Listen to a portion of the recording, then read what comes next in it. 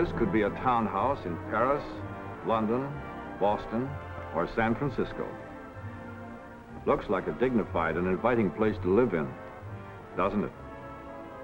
But take my word, you wouldn't care to live in it, for it is neither a house nor a home fit to live in. The structure has no roof and only 3 walls. It is a set built on a stage for the filming of a motion picture. Nevertheless, for the portions of the building that you will see in the finished picture, it will be complete to the last detail, with proper furnishings, drapes, carpets, light fixtures, handles and locks and keys for every door. The man responsible for creating this perfect illusion is the art director. With a few deft strokes of his imaginative mind, he can take you from this home to the tenements of New York's East Side, or to a fashionable home on Long Island. From a Midwestern farm, he transports you to San Francisco's colorful Barbary coast of years past.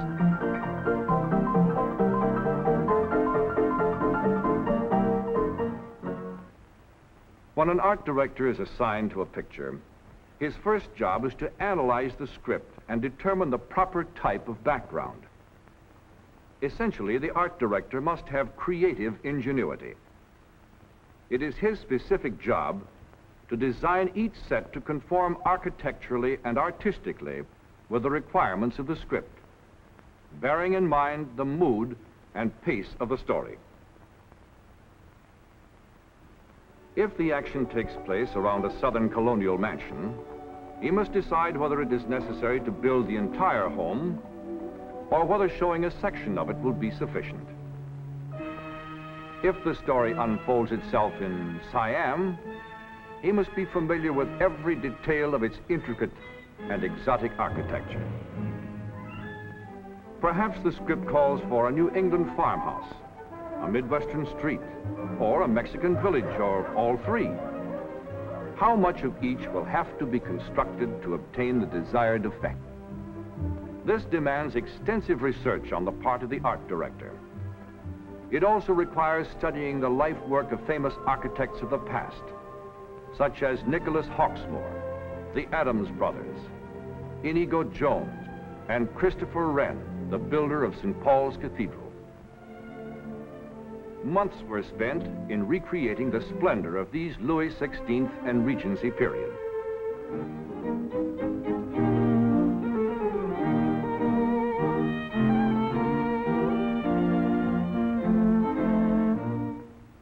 The art director must be familiar with every period of architecture and furnishings: the Norman, Tudor, and Jacobean, which flourished in England up to the time of the Restoration.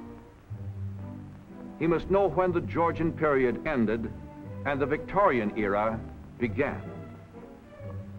Incidentally, the art directors of Hollywood are credited with exerting a great influence on home design and furnishings. For instance, when this picture was produced some 15 years ago, thousands of letters were written to the studio asking for plans of this authentic early American home. Many requests were made for the floor plans and details of this home.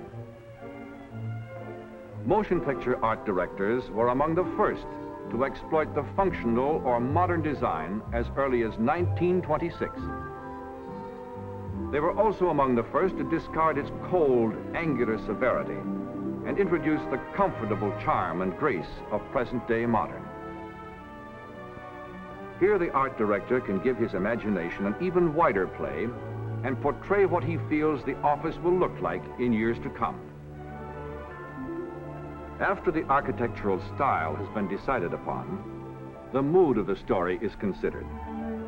Did the writer strive for gaiety? If so, the scenes will be brightly lit. If the writer intended a mood of somber overtones, the sets must be photographed in a low key.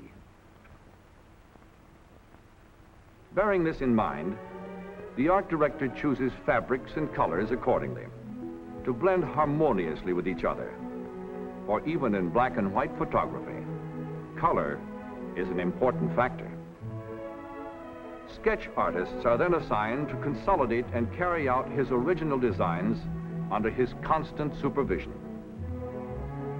From these sketches, actual plans are carefully drafted.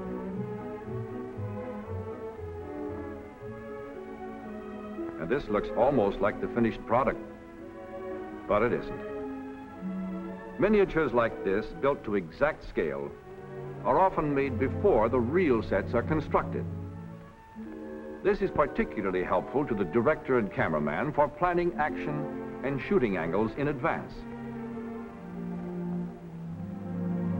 The set decorations, such as furniture, drapes, and hangings, must conform to the architecture, to the period of the story, and to the station in life of the people portrayed.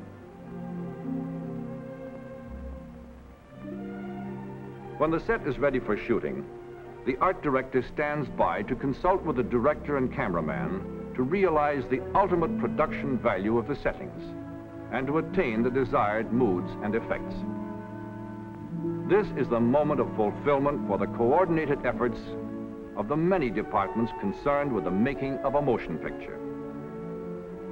This particular job is finished and the art director can relax, but not for long, for he is given another assignment, and who knows what new problems this story will present.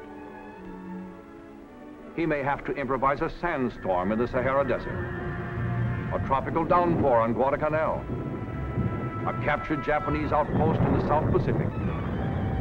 He may even be asked to recreate the Holocaust of the Great Chicago Fire.